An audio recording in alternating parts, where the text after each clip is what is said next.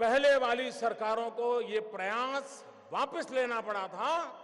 साहब, मैं ईमानदारी से देश चलाना चाहता हूं, मैंने वापस नहीं लिया।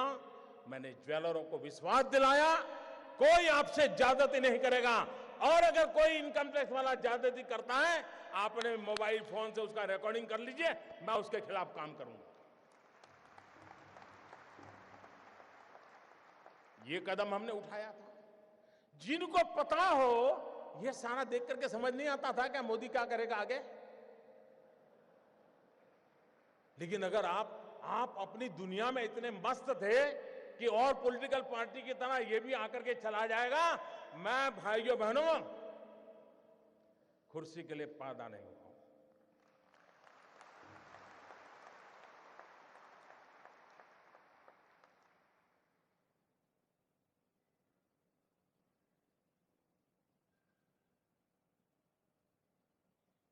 मेरे देशवासियों,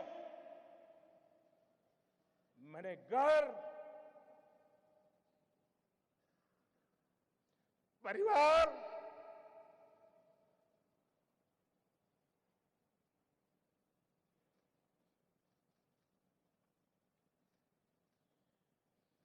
सब कुछ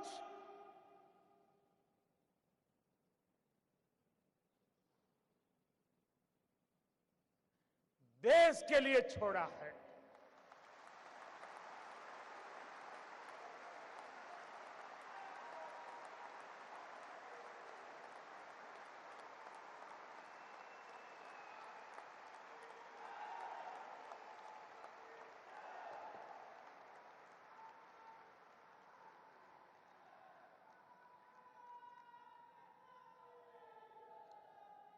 हमने दूसरी तरफ ये भी जोर लगाया, अच्छा कुछ लोग होते हैं मजबूरन कुछ गलत करना पड़ा हो। सब लोग बेईमान नहीं होते जी, सब लोग चोर भी नहीं होते कि मजबूरन कुछ करना पड़ा होता है। वे अगर उनको मौका मिले तो सही रास्ते पर आने को तैयार होते हैं, और ये संख्या बहुत बड़ी होती है। हमने लोगों के सामने स्कीम रखी कि अगर आपके पास ऐसे बेईमानी के पैसे पड़े हैं, गलत पैसे पड़े हैं, तो आप इस कानून के तहत जमा करा दीजिए, इतना दंड भर दीजिए। उसमें भी मैंने कोई माफी नहीं दी। लेकिन व्यापारी लोग चीजों को समझने में बड़े होशियार होते हैं। उनको समझ में आ गया कि ये मोदी है, कुछ गड़बड़ करेगा। आपको जानकर के खुशी होगी, आजादी के 70 साल में ऐसी योजनाएं कई बार आई। पहली बार 67,000 करोड़ रुपीज लोगों ने आकर के दंड समेत जमा कर दिए साहब। और 2 साल में टोटल